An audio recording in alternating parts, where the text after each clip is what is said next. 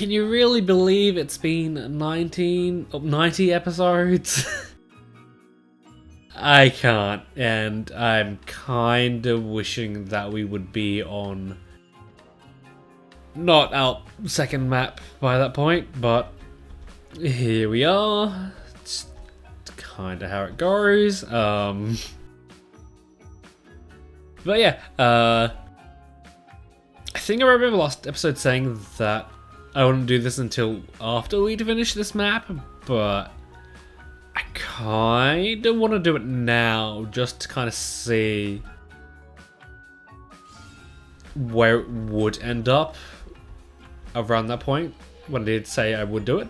But yeah, to kind of celebrate the 90th episode, gather the data and let's look over the top, or my top 10 highest leveled warriors. Or I guess it would be top 11. Because that's kind of how it leveled out. So yeah, at number 10 we have a 3-way tie. Because we have I have 3 characters at level 71. Those are Darunia, Girahim, and surprisingly enough, Sia. Didn't think I was using Sia that much from what we've done so far, but apparently not. I've used her quite a bit. Although that being said, I do like her playstyle, so I guess that is kind of a reason as to why she just managed to sneak into the top 10. Whereas Volga here, not so much. Okay, I thought that the enemy base was covered in a barrier. It wasn't. It isn't. Say. And kind of skipping straight to 7th.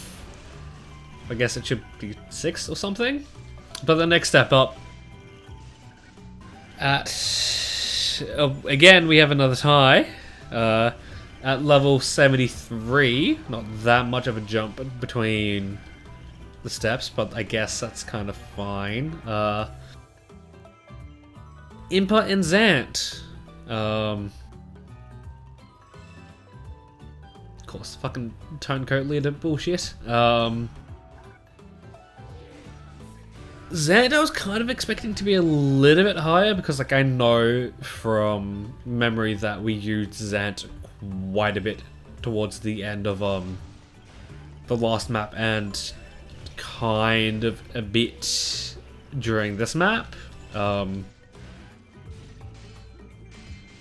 I have no idea how that happened. It's just, I guess we were using her quite a bit. And jumping up to number 6, or spot 6, at a level of 76. One of the main 3, Ganondorf. Again, kind of the whole thing with Zant, whole point of Zant, that we were using him quite a bit towards the end of the first map, so yeah, he did get quite a bit of levels for that. And surprisingly enough, at number 5, we're getting there. At level 78, apart from the first spot, there's not going to be that much of a jump between the two, so yeah. There being a 2-level gap between 6th and 5th does not really surprising. But yeah, the character who is in fifth is surprising, as it's Wizrow. Although that being said, not all that surprising, as in between maps I was using him quite a bit. Just because I needed a few boss materials, and of course, as the resident boss blender, yeah, I was using him quite a bit. In fact, I forget at what level he started. Oh, yeah, he started the map on, but it was much higher than the rest of the gang, I want to say. Like, if you were just looking at the levels, you probably would have assumed that I was using Wizrow throughout the first map, but no, that was not the case at all. And at number 4, at 4th, we have Lana. You know, the playstyles I like using a bit. I feel like if I used to stick a lot more, she probably would be a little bit higher. And Lana's only at level 79. And in fact, if I didn't go out and get a few compasses in between episodes, or just before starting this recording, that would have been a 3-way tie. Oh, a 2-way tie. With our next person climbing second spot at level 80, but she was level 79 previous, quite not long ago. Somebody probably should not be as high as she is, but it's Agatha. I guess that kind of just hones in just how much we used Agatha within the first map, and within these 2 maps so far. Like, if she's level 80 already, like, what the fuck? That is insanity. And we have a tie for first at level 86. Kind of a iconic pairing, but it's Zelda and Link. Link, I totally understand, because... Oh, right, yo. Because, like, for this game, he's normally everyone's highest leveled warrior. For one reason or another. He definitely does kind of get a advantage early on, and, like, not many characters can compete with that, I don't think. So, yeah. But Zelda, I'm really surprised about, because I thought she would have been second or something, not tied for first with Link. It's like, what is that? Don't know. But yeah, it's going to be interesting doing this again, seeing like how much this changes. But I probably should not be going so hard into Impa as I am, because I still need the KOs. Should be fine.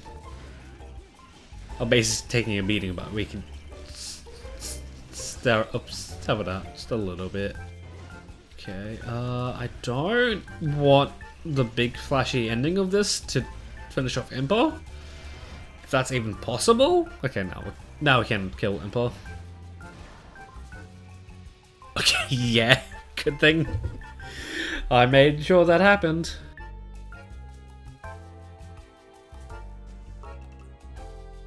Watch KO count not even be a factor in this. Just watch it happen. But yeah, kind of the whole reason as to why I'm doing this now, instead of recording something else. I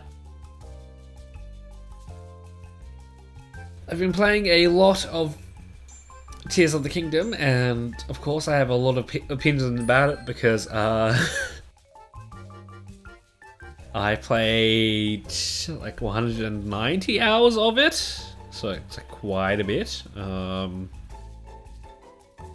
don't really need that at the moment, Greggy boy. Keep that, ditch the rest. Right.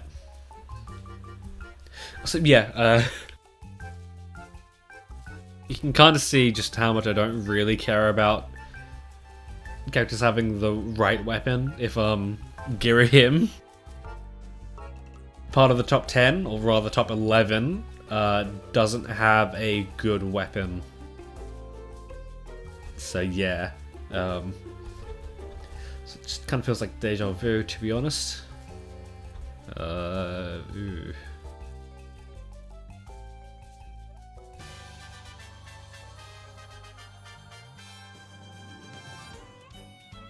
Why do I not have strength 3?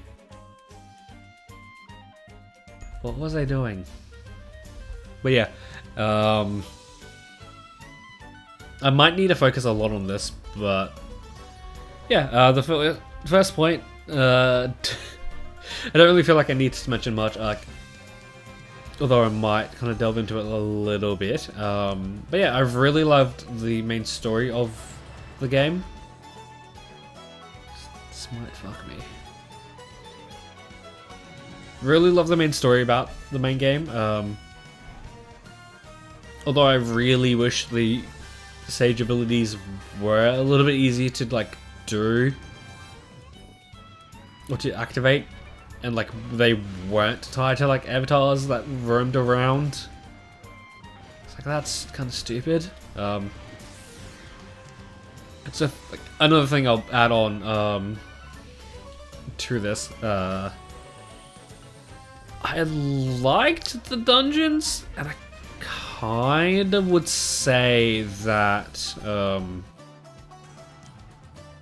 the way they leveled out those dungeons, or the way the dungeons are laid out,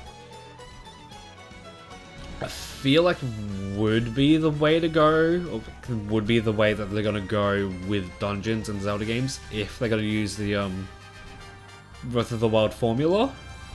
Even if it's not the best, because like a lot of those dungeons kind of felt really short. Just really need to watch out for Greggy boy, because he can do a lot of damage. Or I guess anyone can do a lot of damage. Just really need to be careful.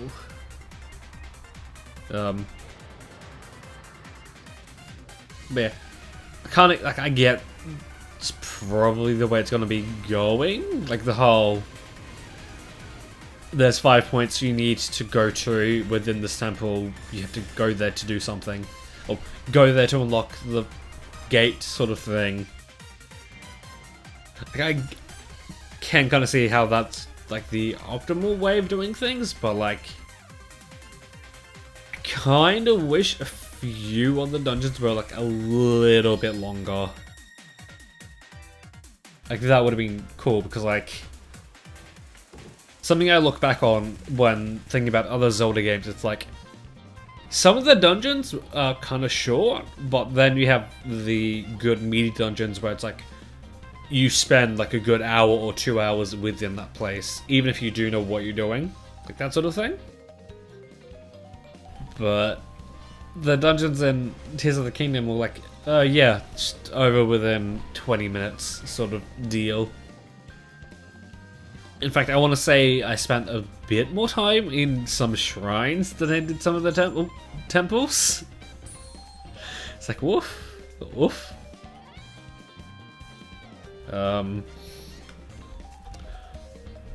Also, because I did do everything except collect 500 of the Korok seeds. Okay, I was gonna say, like, what? Do I have to do this level twice? But no, it's only once. sort of deal. And this is a candle. Like when the animation plays out, that's when you know you've done it. You've done the thing. There's like no way I can get 3 levels on Impa.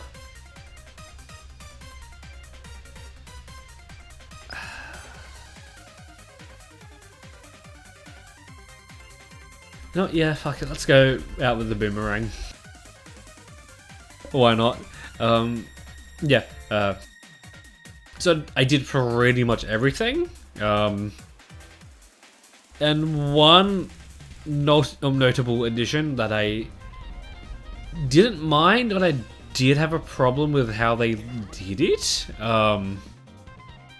is the Addison signs. Specifically the fact that,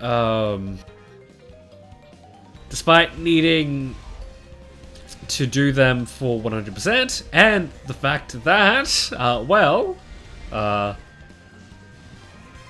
they are a permanent change to the map, the game provides no tracking feature for the ones you've done, so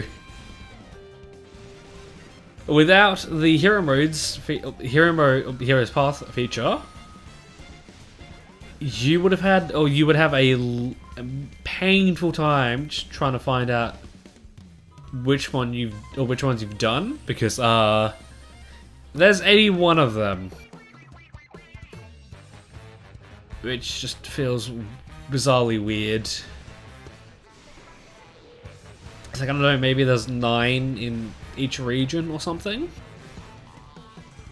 Does that make sense? Because like, why would there be like 81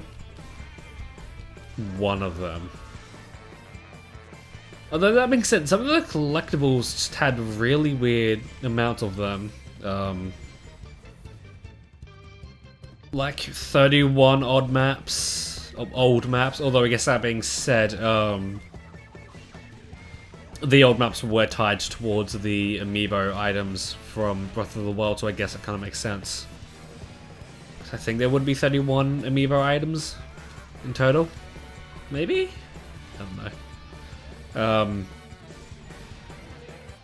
And all the schema stones for the auto build. Although that being said, it's kind of weird how they split them up with like 12 schema stones and like schema stones, not schema stones. And like 34 or how many? 35. Eager schematics? Like what? What was up with that? Why? Although I guess it kind of makes sense with the fact that they tell you that they went around to all the mines, abandoned mines on the underground and just like pillaged the shit. So I guess that kind of makes sense. So yeah, that is kind of a critique I do have of the underground. Like, even though it is a giant area, I just kind of felt a little bit burned out by it by the end. Because like once you found all the mines, once you found all the light routes, like everything of note that's down there, it's kind of like, what else should I do here? It's like, apart from the bosses, there's not much. And man, I really did not like the fact that there were so many bosses. Well, so to the point where it's like, they didn't really differentiate, like, they don't feel any different. Which kind of feels weird to say. Like, if you fought one type of boss, you fought them all sort of deal. So it's kind of like, how much more health do they have? How quickly do they change their patterns? Like, that sort of thing. It's not interesting, I would say.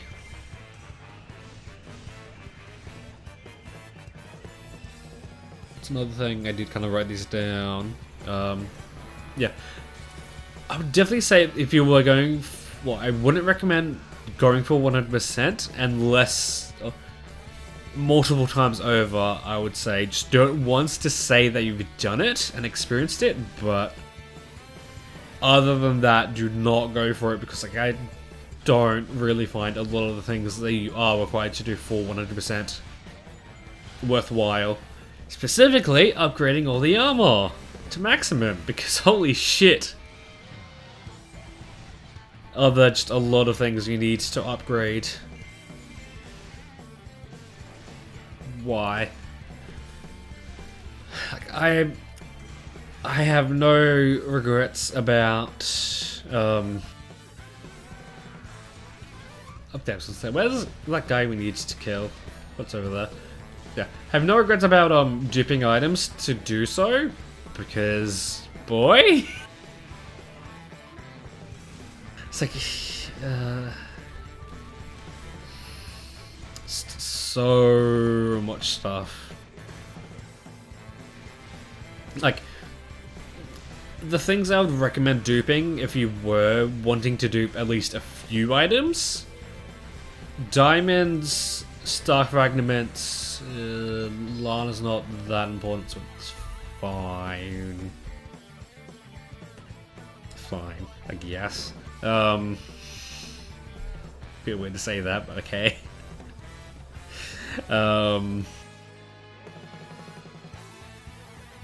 Actually, if Emma gets at 1 level, then this might change like a little bit. Putting Impa into 7th and Zant into 8th. Sort of deal. Okay.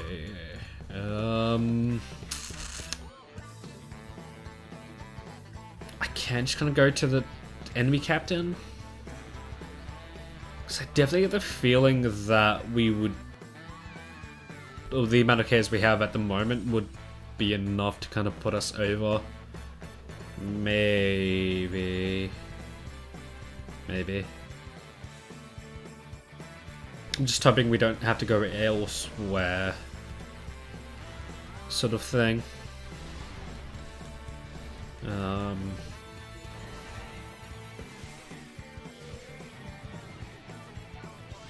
Just had a look at the time and noticed that we've been going for 22 minutes.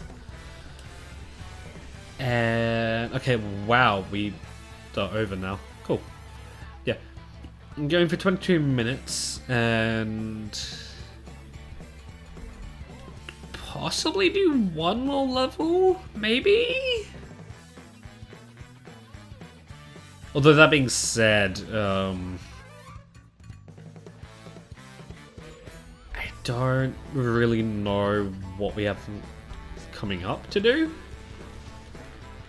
So that would kind of be an issue. Plus, not to mention, we could easily do or have a shorter episode once in a while. Right? Yeah, I can do that.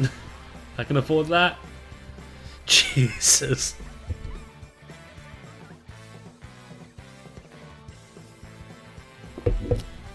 Yeah, maxing out the armor was just tedious. Yeah, star fragments, diamonds, and oddly enough, Lizardfolk's tails. Because the amount you need, and just how rare they are to obtain, is insane. It's like, I'm not sure what happened between games, but Lizardfolk's tails became a rare item just overnight. It's like, what?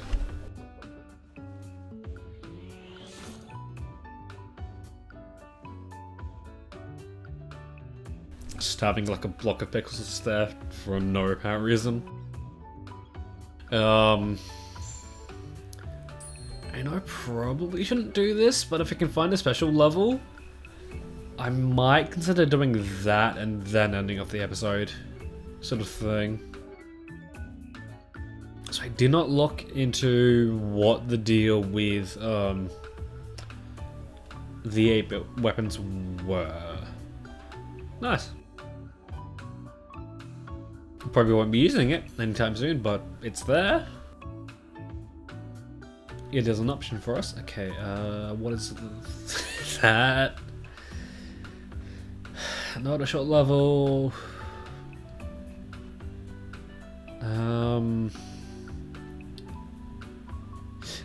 Yeah, because this is the final level of this column, I'm thinking that I might just leave it there. Because I could easily have this level for later on. But it might be more needed, because I think... How many levels? That's 34? Yeah, 4 levels after this, or in this column. And only 1 special level, from what I can tell, maybe? Yeah. Next episode we will finish off this column and then get started onto this. Ooh, also, yeah, it would be 1 special level. The second last Skulltula level. Maybe? But until then, that has been Aussie.